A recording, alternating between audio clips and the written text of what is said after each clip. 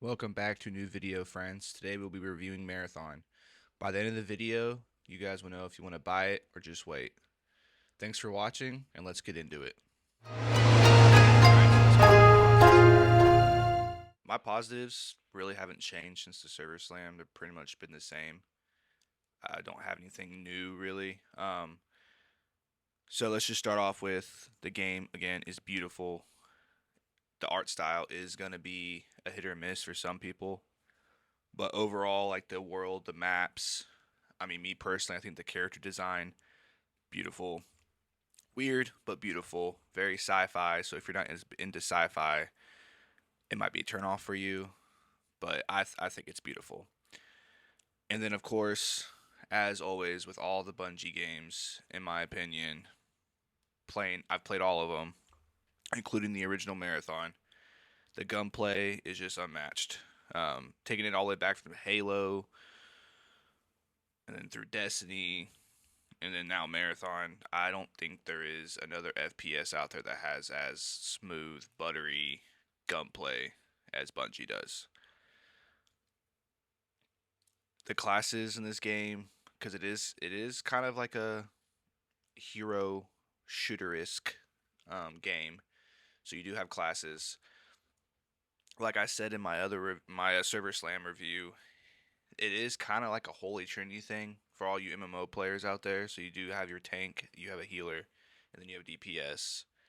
Doesn't really, I mean, obviously it doesn't really play like a MMO dungeon per se, but you do have that kind of Holy Trinity thing. So like even going in, you have trios is the only group content right now. So you usually for you want a tank, a healer, a DPS. I said that none of them felt OP in the server slam.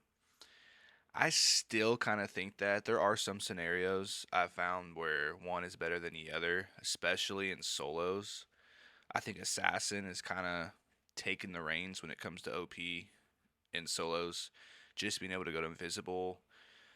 I mean, solos in this game are ratty, so it's like the perfect shell for that game mode. Just go invisible, sit in a corner, wait for somebody, use a shotgun, bam, you killed them. Also, a lot of people have been complaining. I know this is a pros, but I have to throw it out there in the shell category. Is that you can't really see assassin on higher end graphics.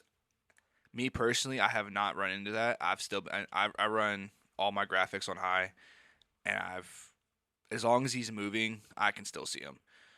Sitting still, that's another story, but I feel like that's part of the shell. So my positive for that is, I mean, the shells still feel great. All of them feel great. All of them feel viable. Uh, so you just pick one, play with it for a little bit, pick another, play with it, do a couple raids. You'll find one that you like. They're all great. They're all fun to play. Rook is probably the funnest to play in the entire game. Just being able to blend in with your environment and find a squad and just kill them and take all their shit. It's great. It's fun. Easy way to make money. And then the other thing is during the server slam, the game ran great for me. I didn't disconnect one time. I don't know what happened between their server slam and the release of the game. I've had only two disconnects since the game's released mid raid. Uh, to me, that's still kind of a positive because in game it runs great. The frames could be a little higher, I guess you could argue, and then it disconnecting like that is bad. You could argue, but for me overall, as a whole, I think the game runs great. So I don't think that's a negative. I think it's a positive how great this game runs for the most part, especially with games coming out these days. Some of them come out and you can't even play them, especially on PC. So overall, between the art style, the gunplay, the classes, I think the game is great. From that point of view, like it's immersive. Whenever I get in, I feel immersed in the game. So that is the positives I have. Unfortunately, there are some negatives, so we got to talk about them. All right, so let's get into some negatives. The menus suck in this game, man. They just do. Um, Especially when you're in your vault. What pisses me off the most is I've played other looter shooters, I've played other extraction shooters across the board, and when you're moving something from your vault, your backpack, whatever you want to call it, into your vault, shift click, shift click, shift click. It's like that with every game. Not in this game. Bungie decided to be different, and they went with control click. So, yes, you can just drag it, but sometimes I'm just real quick shift click, can't do it. It's I just can't get behind the control click. It's weird. It's weird for me. And then maneuverability is very it's you get used to it, but off the bat it sucks. I see why people complain about it, especially new players who've never played games like this. It's not intuitive at all. So the menus need some work. I don't know if they can fix them. I don't know if they can change them. I don't know how, coding wise or on the back end if they can even do anything like that or if they're even going to bother. It might be one of those things where they like just get used to it. And for the most part, I have gotten used to it. But when you have a game that's in a niche category like this, you kind of want it as easy as possible for people to hop into it. Because it's just whack. And also the items. I mean, if you hover over it and you click on it, or not even click on it, just hover over it, kind of tells you what to do, but you also still kind of have no idea. It takes a little bit. There are a couple things where I've had to like Google, so there is that. Again, I know now that I go into a raid, I know what I want, I know what I'm looking for to get it, but it does take some time. You have to put time and effort in to learn those things. A lot of people aren't going to do that. So, menus need some work. As far as gameplay, like going into a raid, there needs to be a duos, man. There needs to be. I usually run with a duo, so we usually have a third random. I rarely ever have a full team of a full a full trio. So it needs to be duos. I don't know how they can. I think it would be pretty easy just to throw it in there and it work. Because I mean, I'm pretty sure it's the same amount of bots in the game when you're playing solos than it is trios. I don't know. Don't quote me on that, but I'm pretty sure it is.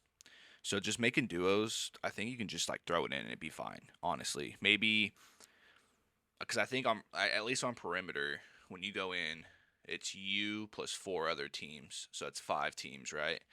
So maybe on duos, up it to 6, 7 total. So if they're worried about there not being a lot of PvP, which was a reason in the server slam that people weren't liking, and they upped it. So maybe up it to 6 or 7 duos in a map. I think it'll be fine. And then same thing with gameplay. The time to kill does feel short. However, I'm putting this in negative because it feels like that in the beginning. So when you're jumping into the game for the first time, you get into a gunfight. You are either going to die really quick or you're going to kill really quick. Trying to get people to play your game, and I get it. This is a more difficult end on the spectrum when it comes to video games. Like I said, it's a niche category, extraction shooters. Someone who's never really, someone coming from Destiny, right, who's trying to get into this game, if they get into a gunfight and they're thinking they're playing the Crucible, you have some time to get into an actual gunfight. This game, if you don't have any shields, you don't. You're just dead.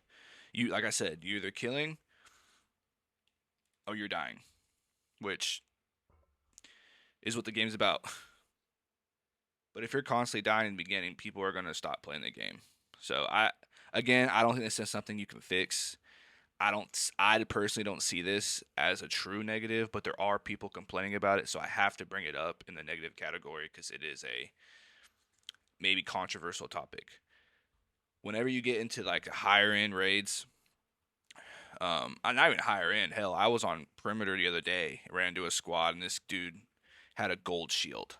So like, my entire squad was running free kits that we weren't touching that guy. It was like fighting a warden on overflow. He was just he wiped us. So like I said, if you once you have those shields, it is a longer gunfight, but a lot of people aren't going to take the time to get to those shields. Even a blue shield honestly makes you survive a lot longer. But if people are constantly dying in the beginning, are they going to take the time? Some people will, but your casuals won't. So it's like, I don't know, man. It's a double-edged sword. But I had to put it over here in this category just because, you know, it is being talked about more on the negative side. But that is pretty much all the negatives I have. I mean, I've it's an extraction shooter. Man, you know you're gonna die. You're gonna lose your shit. Go to the vault. Take a deep breath. Go back in. Do it again. That is it. So that is what I think about the negatives on Marathon. Let me know if you guys have any ones that really just irk you, or if I missed anything. All right, guys. So that is my pros and cons of Marathon. I'm sure I missed some.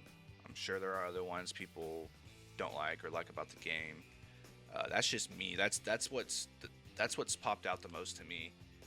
So let me know what you guys think. Are you guys playing marathons? You pick it up? Do you plan on picking it up? Are you guys watching it? You know, what do y'all think? Let me know in the comments below. And as always, thanks for watching. Y'all have a great day.